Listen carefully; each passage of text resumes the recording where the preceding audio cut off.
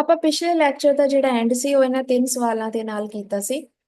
ਅੱਜ ਆਪਾਂ ਇਹਨਾਂ ਸਵਾਲਾਂ ਦੇ ਪਹਿਲਾਂ ਜਵਾਬ ਦੇਖਾਂਗੇ। ਸੋ ਪਹਿਲਾ ਕੁਐਸਚਨ ਹੈ, can you form a linear polynomial in one variable with three different terms. दूसरा है, can you form a quadratic polynomial in one variable with four different terms. Third question is, can you form a cubic polynomial in one variable with five different terms. So ਆਪਾਂ ਇਹ ਦੱਸਣਾ ਹੈ ਕਿ ਅਸੀਂ ਇੱਕ variable ਦਾ ਇਸਤੇਮਾਲ ਕਰਕੇ linear polynomial ਬਣਾ ਸਕਦੇ ਹਾਂ ਤਿੰਨ ਟਰਮਸ ਦਾ, ਇੱਕ ਕੁਆਡਰੇਟਿਕ ਪੋਲੀਨੋਮੀਅਲ ਬਣਾ ਸਕਦੇ ਹਾਂ ਚਾਰ ਟਰਮਸ ਦਾ, ਜਾਂ ਕਿ ਅਸੀਂ ਕਿਊਬਿਕ ਪੋਲੀਨੋਮੀਅਲ ਬਣਾ ਸਕਦੇ ਹਾਂ ਪੰਜ ਟਰਮਸ ਦਾ। ਮੈਂ ਹਿੰਟ ਵੀ ਦਿੱਤਾ ਸੀ ਕਿ ਇਸ ਨੂੰ ਆਪਾਂ ਜਨਰਲ ਫਾਰਮ ਜਿਹੜੀ ਹੈ ਪੋਲੀਨੋਮੀਅਲ ਦੀ ਉਸ ਦੇ ਰਾਹੀਂ ਅਪਰੋਚ ਕਰਾਂਗੇ। ਸੋ ਹੁਣ ਆਪਾਂ ਇਹਦਾ ਸੋਲੂਸ਼ਨ ਦੇਖਦੇ ਹਾਂ। ਸਭ ਤੋਂ ਪਹਿਲਾ ਜਿਹੜਾ ਕੁਐਸਚਨ ਹੈ ਲੀਨੀਅਰ ਪੋਲੀਨੋਮੀਅਲ ਲਈ, ਆਪਾਂ ਪਹਿਲਾਂ ਪੋਲੀਨੋਮੀਅਲਸ ਦੀ ਜਨਰਲ ਫਾਰਮ ਲਿਖਦੇ ਹਾਂ ਇੱਥੇ, ਜਿਹੜੀ ਆਪਾਂ ਪਿਛਲੇ ਕਲਾਸਿਸ ਵਿੱਚ ਚੰਗੀ ਤਰ੍ਹਾਂ ਕਵਰ ਕੀਤੀ ਹੋਈ ਹੈ। an x power n an-1 x power n-1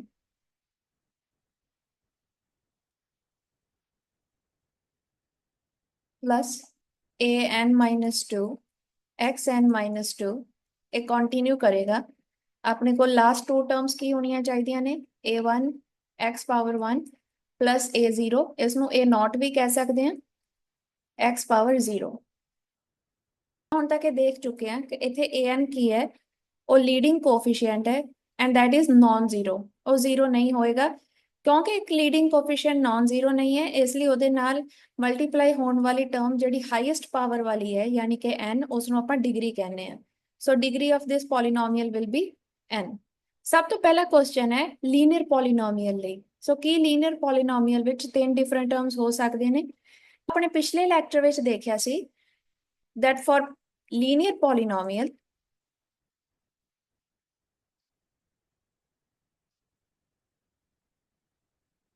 degree is equal to 1। ਇਸ ਲਈ ਉੱਪਰ ਵਾਲੀ ਜਿਹੜੀ ਜਨਰਲ ਫਾਰਮ ਹੈ ਇਹਦੇ ਵਿੱਚ ਆਪਾਂ n ਦੀ ਵੈਲਿਊ ਨੂੰ 1 ਪੁੱਟ ਕਰਾਂਗੇ, ਫਿਰ ਆਪਾਂ ਨੂੰ ਲੀਨੀਅਰ ਪੋਲੀਨੋਮੀਅਲ ਦੀ ਜਨਰਲ ਫਾਰਮ ਮਿਲ ਜਾਏਗੀ। So let's put n equals to 1। ਪਹਿਲੀ ਟਰਮ ਆਪਣੇ ਕੋਲ ਕੀ ਹੋ ਜਾਏਗੀ, an x ਪਾਵਰ n ਹੋ ਜਾਏਗੀ a1 x ਪਾਵਰ 1। सेकेंड अपने को हो जाएगी an-1 xn-1 equals to a1-1 x power 1-1 यानी कि a0 x0। ਆਪਾਂ 0 ਤੱਕ ਹੀ ਜਾਣਾ ਹੁੰਦਾ ਹੈ ਕਿਉਂਕਿ ਇਸ ਤੋਂ ਅਗਲੀ ਟਰਮ ਜਿਹੜੀ ਹੈ ਜੇ ਆਪਾਂ ਉਹਦੇ ਵਿੱਚ ਵੈਲਿਊ ਪੁੱਟ ਕਰਾਂਗੇ ਉਹ 네ਗੇਟਿਵ ਆਏਗੀ ਐਂਡ ਪਾਵਰ ਜਿਹੜੀ ਹੈ ਐਕਸਪੋਨੈਂਟ ਕਦੀ 네ਗੇਟਿਵ ਨਹੀਂ ਹੋ ਸਕਦਾ, ਇਸ ਲਈ ਆਪਾਂ 0 ਤੱਕ ਹੀ ਜਾ ਸਕਦੇ ਹਾਂ। ਹੁਣ ਇਹ ਜਿਹੜੀਆਂ ਟਰਮਸ ਆਪਾਂ ਲੱਭੀਆਂ ਨੇ a1x ਐਂਡ a0x ਪਾਵਰ 0, ਇਹ ਆਪਾਂ ਉੱਪਰ ਵਾਲੀ ਜਨਰਲ ਫਾਰਮ ਵਿੱਚ ਪੁੱਟ ਕਰਦੇ ਹਾਂ, ਯਾਨੀ n ਦੀ ਵੈਲਿਊ 1 ਪੁੱਟ ਕਰਕੇ ਜਨਰਲ ਫਾਰਮ ਆਪਣੀ ਕੋਲ ਕੀ ਬਣ ਗਈ, a1x ਪਲਸ a0x ਪਾਵਰ 0। ਇਸ ਨੂੰ ਆਪਾਂ a1x ਪਲਸ a0 ਵੀ ਲਿਖ ਸਕਦੇ ਹਾਂ। ਸੋ ਇਹ ਜਿਹੜੀ ਹੈ ਇਹ ਲੀਨੀਅਰ ਪੋਲੀਨੋਮੀਅਲ ਦੀ ਜਨਰਲ ਫਾਰਮ ਹੈ। ਤੁਸੀਂ ਦੇਖ ਸਕਦੇ ਹੋ ਕਿ ਇਹਦੇ ਵਿੱਚ ਕਿੰਨੀਆਂ ਟਰਮਸ ਨੇ, ਦੋ ਟਰਮਸ ਨੇ। So maximum number of terms in a linear polynomial equals to 2। मैं मैक्सिमम इसलिए किया है क्योंकि ਇਹਦੇ ਵਿੱਚ ਹੋਰ ਵੀ ਪੋਸਿਬਿਲਿਟੀਜ਼ ਨੇ। ਉੱਪਰ ਐਸਟੈਬਲਿਸ਼ ਕਰ ਚੁੱਕੇ ਹਾਂ ਕਿ ਜਿਹੜਾ ਲੀਡਿੰਗ ਕੋਐਫੀਸ਼ੀਐਂਟ ਹੈ ਨॉन ਜ਼ੀਰੋ ਹੈ। ਜੇ a1 0 ਹੋ ਜਾਏਗਾ ਫਿਰ ਆਪਣੇ ਕੋਲ ਸਿਰਫ ਇੱਕ ਕਾਂਸਟੈਂਟ ਬਚੇਗਾ, ਇਹ ਲੀਨੀਅਰ ਪੋਲੀਨੋਮੀਅਲ ਹੋਏਗਾ ਹੀ ਨਹੀਂ। ਸੋ ਜਿਹੜਾ ਲੀਡਿੰਗ ਕੋਐਫੀਸ਼ੀਐਂਟ ਹੈ ਇੱਥੇ ਉਹ ਆਪਣੇ ਕੋਲ ਨॉन ਜ਼ੀਰੋ ਹੈ, ਬਟ ਜਿਹੜੀ ਦੂਸਰੀ ਟਰਮ ਹੈ ਯਾਨੀ ਕਿ ਜਿਹੜਾ ਕਾਂਸਟੈਂਟ ਹੈ a0, ਇਹ ਆਪਣੇ ਕੋਲ 0 ਜ਼ਰੂਰ ਹੋ ਸਕਦਾ ਹੈ। ਸੋ ਸਪੈਸ਼ਲ ਕੰਡੀਸ਼ਨ ਵਿੱਚ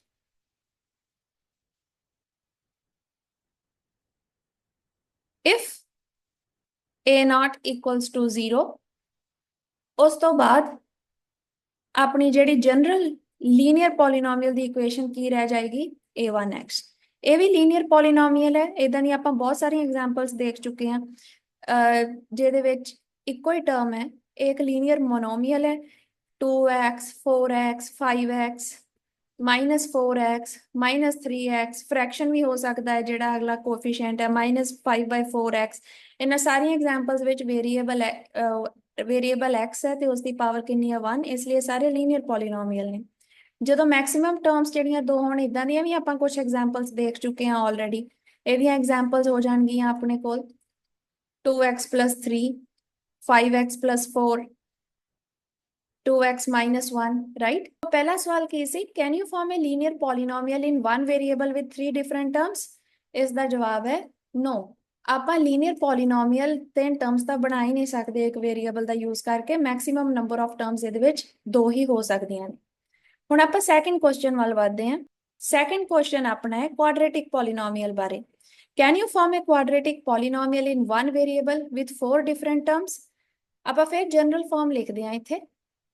ਇੱਕ ਵੇਰੀਏਬਲ ਵਿੱਚ ਆਪਣਾ ਵੇਰੀਏਬਲ ਹੈ x, ਸੋ ਜਨਰਲ ਫਾਰਮ ਹੋ ਗਈ an x power n plus an minus 1 xn minus 1 plus an minus 2 x power n minus 2 so on up to a1x plus a naught। ਇਹਦੇ ਵਿੱਚ ਆਪਾਂ ਦੇਖ ਚੁੱਕੇ ਹਾਂ ਕਿ an ਜਿਹੜਾ ਹੈ ਨਾਨ ਜ਼ੀਰੋ ਹੋਏਗਾ and n is the degree. ਆਪਾਂ ਪਿਛਲੇ ਲੈਕਚਰਸ ਵਿੱਚ ਚੰਗੀ ਤਰ੍ਹਾਂ ਸਮਝਿਆ ਸੀ that for quadratic polynomial degree equals to 2, यानी कि n equals to 2 ਆਪਾਂ ਵੈਲਿਊ ਪੁੱਟ ਕਰਨੀ ਹੈ ਜਨਰਲ ਫਾਰਮ ਵਿੱਚ। ਜਦੋਂ ਆਪਾਂ n equals to 2 ਪੁੱਟ ਕਰਾਂਗੇ ਆਪਣੀਆਂ ਟਰਮਸ ਕੀ ਹੋ ਜਾਣਗੀਆਂ। ਪਹਿਲੀ ਟਰਮ ਆਪਣੇ ਕੋਲ ਕੀ ਹੈ an x ਪਾਵਰ n, ਇਹ ਹੋ ਜਾਏਗੀ a2 x ਪਾਵਰ 2 यानी कि x स्क्वायर। दूसरी टर्म हो जाएगी an minus 1 xn minus 1 which is a2 minus 1 x2 minus 1 a1 x1। Third term अपने कोल की हो जाएगी an minus 2 x power n minus 2। n की वैल्यू जो पुट करांगे आप अपने कोल की आ जाएगा a2 minus 2 x power 2 minus 2, यानी कि ए नॉट या ए जीरो एक्स पावर जीरो, इस आप ए नॉट एक्स भी लिख सकते। सॉरी, एक्स की वैल्यू 1 हो जाएगी इसलिए कला ए नॉट ही आएगा। It's a constant term. आप जीरो तक ही जाना है क्योंकि अगली टर्म विच पावर नैगेटिव हो जाएगी जी आप नहीं लिखनी। सो जो आप ए वाली वैल्यूज n इक्वल्स टू 2 उपर जनरल फॉर्म विच भरांगे अपनी जनरल फॉर्म क्वाड्रेटिक पॉलीनोमियल लिए की बन जाएगी a2 x square plus a1 x plus a not. ਇਹ ਜਿਹੜੀ ਹੈ ਕਿਸੇ ਵੀ ਕੁਆਡਰੇਟਿਕ ਪੋਲੀਨੋਮੀਅਲ ਦੀ ਜਨਰਲ ਫਾਰਮ ਹੈ। ਕਨਫਿਊਜ਼ ਨਹੀਂ ਹੋਣਾ, ਜਿਹੜੀ ਆਪਾਂ ਉੱਪਰ ਲਿਖੀ ਹੈ ਇਨ ਟਰਮਸ ਆਫ n ਇਹ ਕਿਸੇ ਵੀ ਪੋਲੀਨੋਮੀਅਲ ਦੀ ਜਨਰਲ ਫਾਰਮ ਹੈ। ਇਹਨਾਂ ਵਿੱਚ ਜਦੋਂ ਆਪਾਂ n ਦੀ ਵੈਲਿਊਜ਼ ਭਰਾਂਗੇ ਡਿਗਰੀਜ਼ ਤਾਂ ਆਪਾਂ ਨੂੰ ਉਹ ਸਪੈਸੀਫਿਕ ਪੋਲੀਨੋਮੀਅਲ ਦੀ ਜਨਰਲ ਫਾਰਮ ਦੇਗਾ। ਸੋ ਜਦੋਂ ਆਪਾਂ ਇਹਨੂੰ n ਇਕੁਅਲਸ ਟੂ 2 ਭਰਿਆ ਜਿਹੜਾ ਕਿ ਕੁਆਡਰੇਟਿਕ ਪੋਲੀਨੋਮੀਅਲ ਦੀ ਡਿਗਰੀ ਹੈ ਤਾਂ ਇਹਨੇ ਆਪਾਂ ਨੂੰ ਜਨਰਲ ਫਾਰਮ ਦਿੱਤੀ ਕੁਆਡਰੇਟਿਕ ਪੋਲੀਨੋਮੀਅਲ ਦੀ। ਸੋ ਇੱਥੇ ਤੁਸੀਂ ਦੇਖ ਸਕਦੇ ਹੋ ਕਿ ਮੈਕਸਿਮਮ ਕਿੰਨੀਆਂ ਟਰਮਸ ਪੋਸੀਬਲ ਨੇ। मैक्सिमम टर्म्स पॉसिबल ने 3। ये मैक्सिमम टर्म्स ने। हुण इह तों घट कितनियां पॉसिबल हो सकदियां ने आपां देख सकते हैं कि इहदे विच a2 जिहड़ा है वो कदी जीरो नहीं होएगा, ये हमेशा नॉन जीरो रहेगा। But a1 and a not zero हो सकते हैं। जे आ दो टर्म्स जीरो हो जाए तां भी ये क्वाड्रेटिक पॉलीनोमियल ही रहेगा क्योंकि जिहड़ी x की पावर 2 है हाईएस्ट पावर उहदी टर्म नॉन जीरो अपने कोल मौजूद है। सो आप हम कंडीशंस देखते हैं डिफरेंट किहड़ियां पॉसिबल हो सकदियां ने।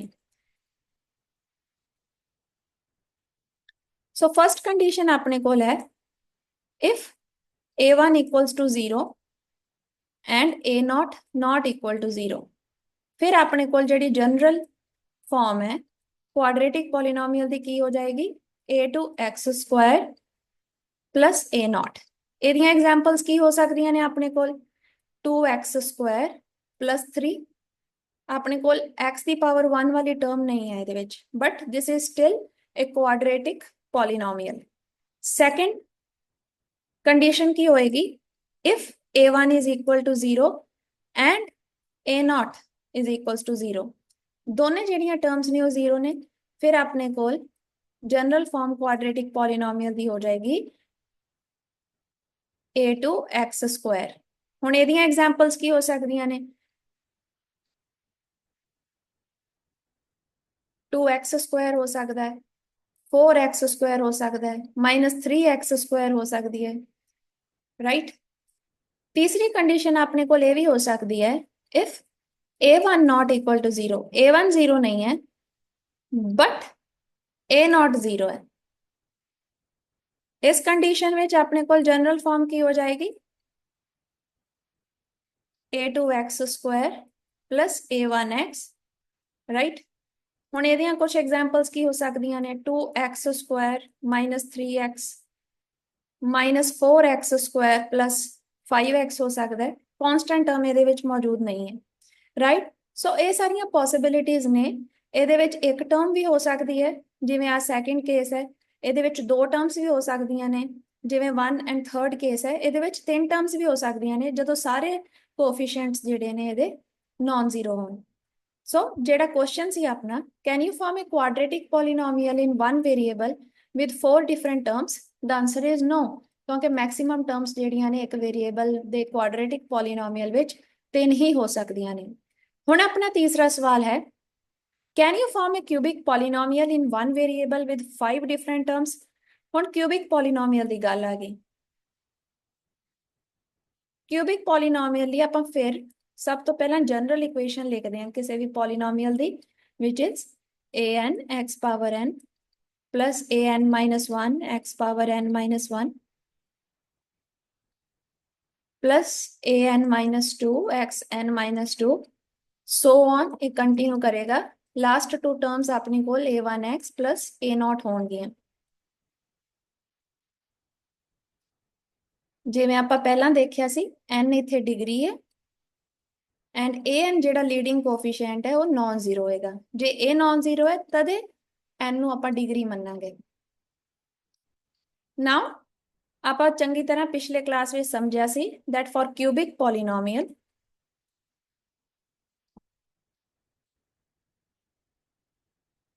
degree is equal to 3। ਉਹਦੀ ਡਿਗਰੀ 3 ਹੁੰਦੀ ਹੈ। ਸੋ ਹੁਣ ਆਪਾਂ ਉੱਪਰ ਵਾਲੀ ਜਿਹੜੀ ਜਨਰਲ ਫਾਰਮ ਹੈ ਉਹਦੇ ਵਿੱਚ n ਨੂੰ 3 ਪੁੱਟ ਕਰਦੇ ਹਾਂ। n ਨੂੰ 3 ਪੁੱਟ ਕਰਕੇ ਪਹਿਲੀ ਟਰਮ ਆਪਣੇ ਕੋਲ ਕੀ ਆ ਜਾਏਗੀ, an x ਪਾਵਰ n ਕੀ ਹੋ ਜਾਏਗੀ, a3 x power 3। Second term an minus 1 xn minus 1 की हो जाएगी 3 पुट करके 3 minus 1 x power 3 minus 1 which is a2 x square या x power 2। थर्ड टर्म अपने को हो जाएगी an minus 2 xn minus 2 which is a3 minus 2 x power 3 minus 2 a1 x1। Fourth term अपने को की होएगी हुण इस तो बाद n-1 n-2 अगली term n-3 x power n-3 होएगी इत्थे। ये तो अगली टर्म n-3 आएगी। So this is equal to a 3 minus 3 x power 3 minus 3 which is a0 x power 0। इनू आपां a0 कल्ला भी लिख सकते हैं क्योंकि x पावर 0 1 के बराबर हो जाता है। This is equal to 1। So ये अपने को 4 टर्म्स ने। ਇਹ ਜਿਹੜੀਆਂ 4 ਟਰਮਸ ਨੇ ਹੁਣ ਇਹ ਆਪਾਂ ਆਪਣੀ ਜਨਰਲ ਫਾਰਮ ਵਿੱਚ ਪੁੱਟ ਕਰਦੇ ਹਾਂ for cubic polynomial. n equals to 3 put ਕਰਕੇ ਜਨਰਲ ਫਾਰਮ ਵਿੱਚ ਆਪਣੇ ਕੋਲ ਕੀ ਬਣ ਜਾਏਗਾ, a3x³ a2x Square plus a1x plus a0। ਇਹ ਕਿਸੇ ਵੀ ਕਿਊਬਿਕ ਪੋਲੀਨੋਮੀਅਲ ਦੀ ਜਨਰਲ ਫਾਰਮ ਹੈ ਐਂਡ ਇਹਦੇ ਵਿੱਚ ਆਪਾਂ ਦੇਖ ਸਕਦੇ ਹਾਂ ਕਿ ਮੈਕਸਿਮਮ ਟਰਮਸ ਕਿੰਨੀਆਂ ਹੋ ਸਕਦੀਆਂ ਨੇ, 4 हो सकदियां ने। when कदों हो सकदियां ने, when a3 not equal to 0 a2 not equal to 0 a1 not equal to 0 and a0 not equal to 0। ਜਦੋਂ ਸਾਰੇ ਕੋਐਫੀਸ਼ੀਐਂਟਸ ਨਾਨ ਜ਼ੀਰੋ ਹੋਣ ਯਾਨੀ ਕਿ ਜ਼ੀਰੋ ਨਾ ਹੋਣ ਉਦੋਂ ਆਪਣੇ ਕੋਲ 4 ਟਰਮਸ ਨੇ। ਬਟ ਇਹਦੀਆਂ ਹੋਰ ਕਿੰਨੀਆਂ ਪੋਸਿਬਿਲਿਟੀਜ਼ ਨੇ, ਕਿੰਨੀਆਂ ਕੰਡੀਸ਼ਨਸ ਹੋ ਸਕਦੀਆਂ ਨੇ, ਤੁਸੀਂ ਸੋਚ ਸਕਦੇ ਹੋ that a2 a1 and a0 ਇਹਨਾਂ ਸਾਰਿਆਂ ਵਿੱਚੋਂ ਕੋਈ ਜ਼ੀਰੋ ਵੀ ਹੋ ਸਕਦਾ ਹੈ, ਕੋਈ ਨਹੀਂ ਵੀ ਹੋ ਸਕਦਾ, right. So based on that ਹੁਣ ਆਪਾਂ ਪੋਸਿਬਿਲਿਟੀਜ਼ ਦੇਖਦੇ ਹਾਂ ਕਿ ਇਹਨਾਂ ਦੇ ਕਿੰਨੇ ਕੇਸਿਸ ਬਣਦੇ ਨੇ। So let's check the special conditions for this cubic polynomial. ਆਪਾਂ ਇੱਕ ਚਾਰਟ ਬਣਾ ਲੈਂਦੇ ਹਾਂ ਕਿਉਂਕਿ ਇਸ ਵਿੱਚ ਕੇਸਿਸ ਜ਼ਿਆਦਾ ਨੇ। ਆਪਾਂ ਲਿਖ ਲੈਂਦੇ ਹਾਂ ਕਿਹੜੇ ਕਿਹੜੇ ਕੋਐਫੀਸ਼ੀਐਂਟਸ ਆਪਣੇ ਕੋਲ ਜ਼ੀਰੋ ਹੋਣ ਦੀ ਪੋਸਿਬਿਲਿਟੀ ਰੱਖਦੇ ਨੇ, a2 a1 and a0। ਸੋ ਸਭ ਤੋਂ ਪਹਿਲਾਂ ਮੇਰੇ ਕੋਲ a2 ਜਿਹੜਾ ਹੈ ਨਾਨ ਜ਼ੀਰੋ ਹੋ ਸਕਦਾ ਹੈ। ਮੈਂ ਇੱਥੇ x ਨੂੰ ਯੂਜ਼ ਕਰ ਰਹੀ ਹਾਂ ਟੂ ਰਿਪਰੈਜ਼ੈਂਟ ਨਾਨ ਜ਼ੀਰੋ ਕੋਐਫੀਸ਼ੀਐਂਟਸ, ਠੀਕ ਹੈ ਜੀ।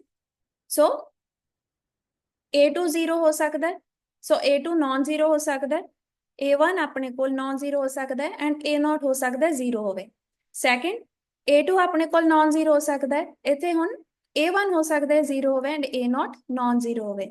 ਥਰਡ ਵਿੱਚ A2 ਜ਼ੀਰੋ ਹੋ ਸਕਦਾ ਹੈ, A1 ਨॉन ਜ਼ੀਰੋ ਹੋ ਸਕਦਾ ਹੈ, A0 ਨॉन ਜ਼ੀਰੋ ਹੋ ਸਕਦਾ ਹੈ। Then next is A2 non zero ਹੋਵੇ, A1 ਜ਼ੀਰੋ ਹੋਵੇ ਐਂਡ A0 ਜ਼ੀਰੋ ਹੋਣ। ਦੈਨ ਆਪਣੇ ਕੋਲ A2 ਜ਼ੀਰੋ ਹੈ, A1 ਜਿਹੜਾ ਹੈ ਉਹ ਨॉन ਜ਼ੀਰੋ ਹੈ, A0 ਜਿਹੜਾ ਹੈ ਉਹ ਜ਼ੀਰੋ ਹੈ। Next A2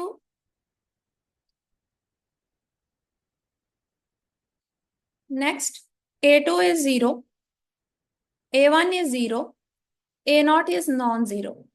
Lastly A2, A1 and A0 ਇਹ ਤਿੰਨੇ ਕੋਫੀਸ਼ੀਐਂਟ ਆਪਣੇ ਕੋਲ ਜ਼ੀਰੋ ਹੋਣ ਸਿੱਖਦੇ ਆ।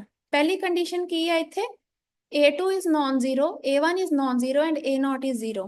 So if A2 is not equal to 0, A1 is not equal to 0 and A0 is 0, फिर अपने को जनरल फॉर्म की हो जाएगी A3x³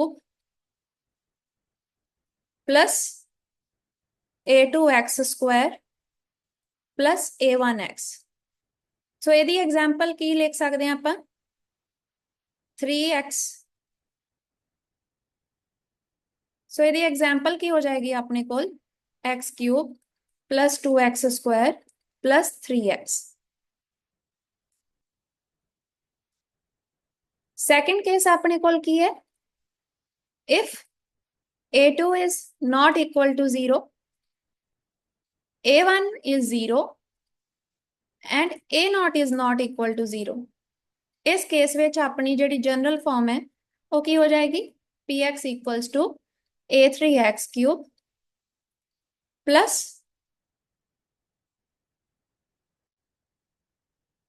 A0।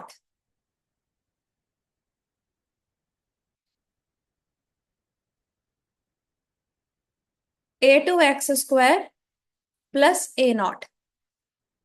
ਹੁਣ ਇਹਦੀਆਂ ਐਗਜ਼ਾਮਪਲਸ ਕੀ ਹੋ ਜਾਣ, ਸੋ ਇਹਦੀ ਐਗਜ਼ਾਮਪਲ ਆਪਣੇ ਕੋਲ ਕੀ ਹੋ ਜਾਏਗੀ x³ plus 2x² plus 5। x ਦੀ ਪਾਵਰ 1 ਵਾਲੀ ਟਰਮ ਹੁਣ ਇਹਦੇ ਵਿੱਚ ਨਹੀਂ ਹੈ। थर्ड केस अपने कोल की है, if A2 is equal to 0, A1 is not equal to 0 and A0 is not equal to 0।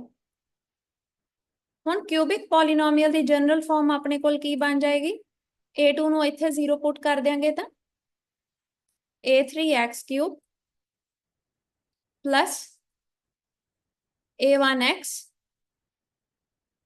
Plus A0।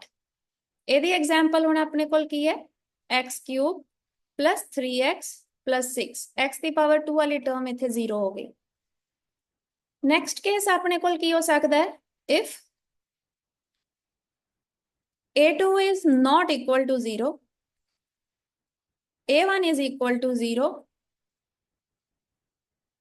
and A0 is equal to 0। फिर अपने कोल जनरल फॉर्म की हो जाएगी A3x³ plus A2x²।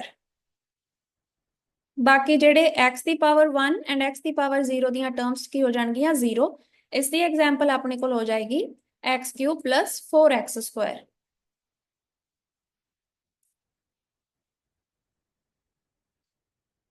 Next case अपने को है, if A2 is equal to 0, A1 is not equal to 0 and A0 is equal to 0।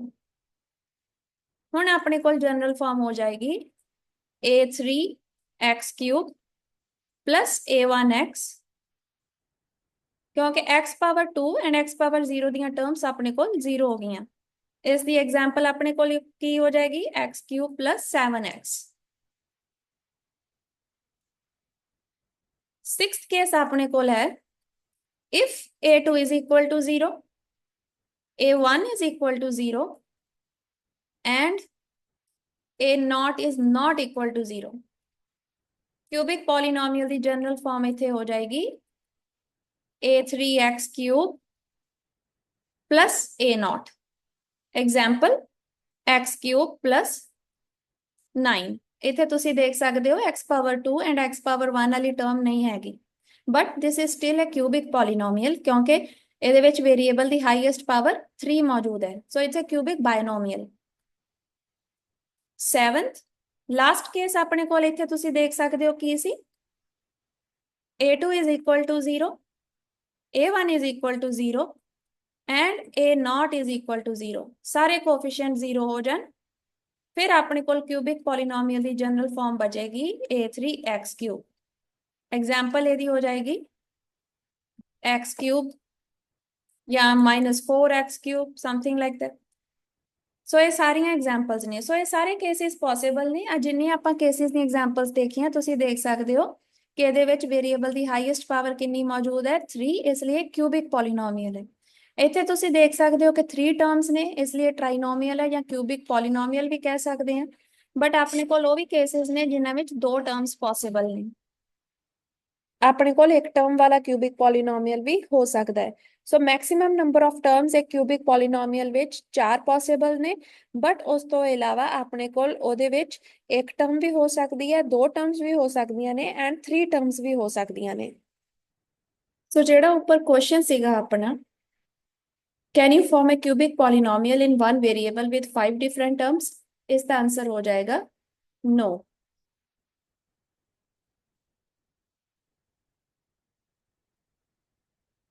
सो आप ये कंक्लूड करते हैं कि जो आप एक वेरिएबल विच पॉलीनोमियल नु बनावांगे तां लीनियर पॉलीनोमियल विच मैक्सिमम 2 टर्म्स होंदियां ने, क्वाड्रेटिक पॉलीनोमियल विच मैक्सिमम 3 टर्म्स ही हो सकदियां ने एंड क्यूबिक पॉलीनोमियल विच मैक्सिमम 4 टर्म्स ही हो सकदियां ने। हुण आपां अपने अगले सैक्शन वाल वधदे हां,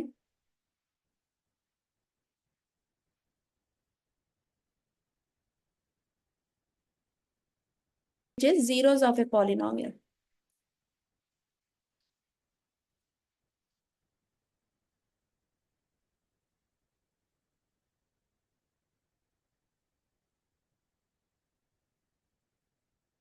आप कोई भी एक पॉलिनोमियल कंसीडर करते हैं, let polynomial px equals to 2x plus 3। आप इधर दा पॉलिनोमियल ऑलरेडी कर चुके हैं। सो एक लीनियर पॉलिनोमियल है, ਇਹਦੇ ਵਿੱਚ ਵੇਰੀਏਬਲ ਕਿਹੜਾ ਹੈ x, ਇਸ ਦੀ ਪਾਵਰ ਕਿੰਨੀ ਹੈ 1। ਤਾਂ ਤੁਸੀਂ ਦੇਖ ਸਕਦੇ ਹੋ ਕਿ ਰਿਪਰੈਜ਼ੈਂਟੇਸ਼ਨ ਵਿੱਚ ਆਪਾਂ ਜਿਹੜਾ ਪੋਲੀਨੋਮੀਅਲ ਹੈ ਉਸ ਨੂੰ ਨਾਮ ਦਿੱਤਾ ਹੈ p ਐਂਡ ਬ੍ਰੈਕਟ ਵਿੱਚ ਆਪਾਂ ਕੀ ਲਿਖਿਆ ਹੈ ਵੇਰੀਏਬਲ x। ਇਹ ਆਪਾਂ ਆਪਣੀਆਂ ਪਿਛਲੀਆਂ ਕਲਾਸਿਸ ਵਿੱਚ ਚੰਗੀ ਤਰ੍ਹਾਂ ਸਮਝਿਆ ਸੀ ਕਿ ਜਿਹੜਾ ਬ੍ਰੈਕਟ ਵਿੱਚ ਲਿਖਿਆ ਹੁੰਦਾ ਹੈ ਇਹ ਡਿਨੋਟ ਕਰਦਾ ਹੈ ਕਿ ਜਿਹੜਾ ਪੋਲੀਨੋਮੀਅਲ p ਹੈ ਉਸ ਵਿੱਚ ਕਿਹੜਾ ਵੇਰੀਏਬਲ ਮੌਜੂਦ ਹੈ। ਸੋ ਇੱਥੇ ਤੁਸੀਂ ਦੇਖ ਸਕਦੇ ਹੋ ਕਿ ਕਿਉਂਕਿ ਇਹ ਪੋਲੀਨੋਮੀਅਲ x ਵਿੱਚ ਬਣਿਆ ਹੈ ਇਸ ਲਈ ਆਪਾਂ ਬ੍ਰੈਕਟ ਵਿੱਚ x ਲਿਖਿਆ। ਸੋ ਤੁਹਾਨੂੰ ਹੁਣ ਯਾਦ ਹੋਏਗਾ ਕਿ ਪਹਿਲੀ ਕਲਾਸ ਦੀ ਸ਼ੁਰੂਆਤ ਜਿਹੜੀ ਆਪਾਂ ਕੀਤੀ ਸੀ ਉਹਦੇ ਵਿੱਚ ਆਪਾਂ ਡਿਫਾਈਨ ਕੀਤਾ ਸੀ ਕਿ ਅਲਜੈਬਰਿਕ ਐਕਸਪ੍ਰੈਸ਼ਨਸ ਕੀ ਹੁੰਦੇ ਨੇ ਤੇ ਅਰਿਥਮੈਟਿਕ ਐਕਸਪ੍ਰੈਸ਼ਨਸ ਕੀ ਹੁੰਦੇ ਨੇ। ਜਿਹੜਾ ਤੁਸੀਂ ਇੱਥੇ ਪੋਲੀਨੋਮੀਅਲ ਦੇਖਦੇ ਹੋ ਇਹ ਅਲਜੈਬਰਾਇਕ ਐਕਸਪ੍ਰੈਸ਼ਨਸ ਦੀ ਕੈਟਾਗਰੀ ਵਿੱਚ ਆਉਂਦਾ ਹੈ ਕਿਉਂਕਿ ਇਹਦੇ ਵਿੱਚ ਇੱਕ ਵੇਰੀਏਬਲ ਹੈ, ਇੱਕ ਅਨਨੋਨ ਹੈ, ਕਿਉਂਕਿ ਇਸ ਦੀ ਇੱਕ ਵੈਲਿਊ ਨਹੀਂ ਪਤਾ, ਇਟ ਇਜ਼ ਅਨਨੋਨ, ਇਸ ਲਈ ਆਪਾਂ ਪੂਰੇ ਐਕਸਪ੍ਰੈਸ਼ਨ ਦੀ ਇੱਕ ਡੈਫੀਨਿਟ ਵੈਲਿਊ ਨਹੀਂ ਕੱਢ ਸਕਦੇ। ਕੰਟਰੈਰੀ ਟੂ ਦਿਸ ਜਿਹੜਾ ਅਰਿਥਮੈਟਿਕ ਐਕਸਪ੍ਰੈਸ਼ਨ ਹੁੰਦਾ ਹੈ ਉਹਦੇ ਵਿੱਚ ਕੋਈ ਵੇਰੀਏਬਲ ਨਹੀਂ ਹੁੰਦਾ, ਉਹਦੇ ਵਿੱਚ ਸਿਰਫ ਨੰਬਰਸ ਹੁੰਦੇ ਨੇ ਐਂਡ ਅਰਿਥਮੈਟਿਕ ਆਪਰੇਟਰਸ ਹੁੰਦੇ ਨੇ, ਇਸ ਲਈ ਉਹਨਾਂ ਦੀ ਸਿੰਗਲ ਵੈਲਿਊ ਫਾਈਂਡ ਕੀਤੀ ਜਾ ਸਕਦੀ ਹੈ, ਰਾਈਟ। ਜਿਵੇਂ 5 + 7 ਹੋ ਗਿਆ, ਇਸ ਦੀ ਇੱਕ ਸਿੰਗਲ ਵੈਲਿਊ ਆ ਸਕਦੀ ਹੈ 12 ਕਿਉਂਕਿ ਇਹਦੇ ਵਿੱਚ ਕੋਈ ਵੇਰੀਏਬਲ ਨਹੀਂ ਹੈ, ਬਟ ਇਹਦੇ ਵਿੱਚ ਇੱਕ ਵੇਰੀਏਬਲ ਹੈ x, ਇਸ ਲਈ 2x + 3 ਦੀ ਕੋਈ ਇੱਕ ਸਿੰਗਲ ਵੈਲਿਊ ਨਹੀਂ ਫਾਈਂਡ ਹੋ ਸਕਦੀ। ਜੇ ਹੁਣ ਤੁਹਾਨੂੰ ਇਸ ਵੇਰੀਏਬਲ ਦੀ ਕੋਈ ਇੱਕ ਵੈਲਿਊ ਦੇ ਦਿੱਤੀ ਜਾਵੇ ਫਿਰ ਕੀ ਆਪਾਂ ਇਸ ਐਕਸਪ੍ਰੈਸ਼ਨ ਦੀ ਇੱਕ ਡੈਫੀਨਿਟ ਵੈਲਿਊ ਫਾਈਂਡ ਕਰ ਸਕਦੇ ਹਾਂ? So the answer is yes. For example let x equal to 1। इस एक्सप्रेशन विच मैं x की वैल्यू कितनी पुट करनी है 1।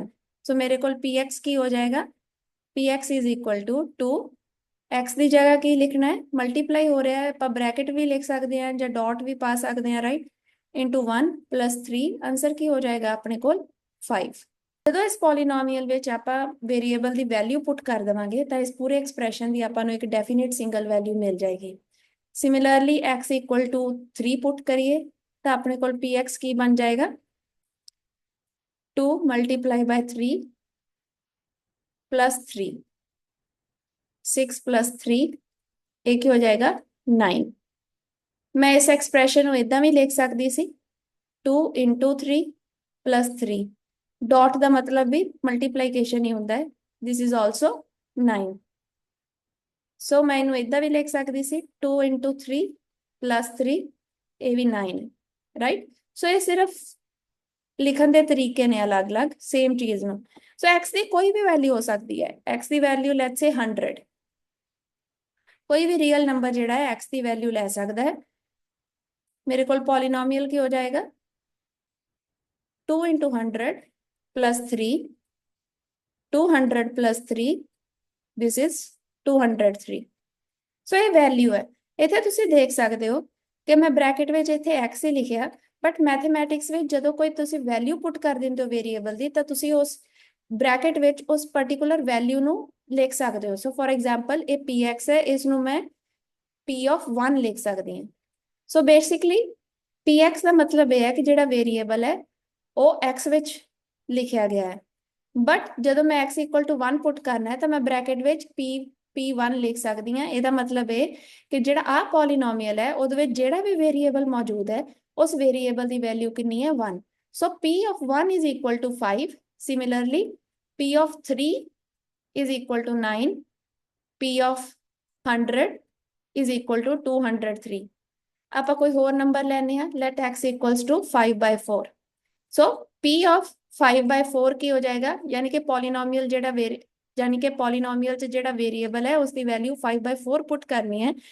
2 into 5/4 plus 3 ਕੀ ਹੋ ਜਾਏਗਾ ਆਪਣੇ ਕੋਲ 5/2 plus 3, 5 plus 6/2।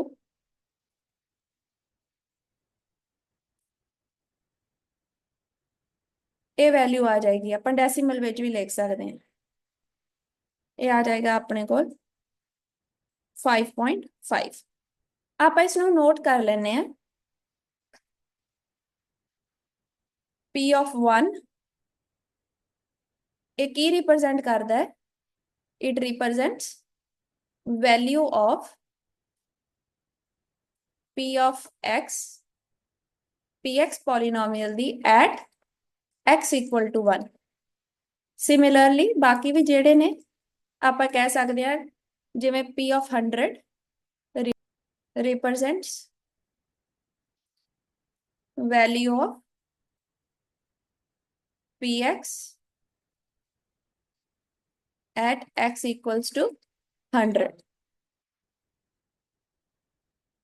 ਹੁਣ ਉੱਪਰ ਵਾਲੀ ਜਿਹੜੀ ਐਗਜ਼ਾਮਪਲ ਹੈ, ਮੈਂ ਇੱਥੇ x ਦੀ ਵੈਲਿਊ -3/2 ਪੁੱਟ ਕਰਦੀ ਹਾਂ। let x equals to -3/2। So p of -3/2 ਮੇਰੇ ਕੋਲ ਕੀ ਹੋ ਜਾਏਗਾ। ਸੋ px ਕੀ ਸੀ ਮੇਰੇ ਕੋਲ, ਆਪਾਂ ਦੁਬਾਰਾ ਲਿਖ ਲੈਣੇ ਆ ਇੱਥੇ px was 2x plus 3। So p of -3/2 ਕੀ ਹੋ ਜਾਏਗਾ 2, x ਦੀ ਜਗ੍ਹਾ ਆਪਾਂ -3/2 ਲਿਖ ਦੇਵਾਂਗੇ plus 3। ਸੋ -3 plus 3 ਇਹ ਹੋ ਗਿਆ 0। ਸੋ x ਨੂੰ -3/2 ਪੁੱਟ ਕਰਨ ਤੇ ਜਿਹੜਾ ਪੋਲੀਨੋਮੀਅਲ ਹੈ ਉਸਦੀ ਵੈਲਿਊ ਕੀ ਹੋ ਗਈ 0। ਸੋ ਵੇਰੀਏਬਲ ਦੀ ਉਹ ਵੈਲਿਊ ਜਿੱਥੇ ਪੋਲੀਨੋਮੀਅਲ ਜਿਹੜਾ ਹੈ ਉਹ ਆਪਣੇ ਕੋਲ 0 ਹੋ ਜਾਏ, ਉਸ ਵੇਰੀਏਬਲ ਦੀ ਵੈਲਿਊ ਨੂੰ ਆਪਾਂ 0 ਆਫ ਦੀ ਪੋਲੀਨੋਮੀਅਲ ਕਹਿੰਦੇ ਆ। ਸੋ p of -3/2 is equal to 0, यानी कि पॉलीनोमियल ਦੀ ਵੈਲਿਊ ਜਦੋਂ -3/2 ਪੁੱਟ ਕੀਤੀ ਤਾਂ ਆਪਣੇ ਕੋਲ 0 ਹੋ ਜਾਂਦਾ ਹੈ। therefore -3/2 is the 0 of the polynomial।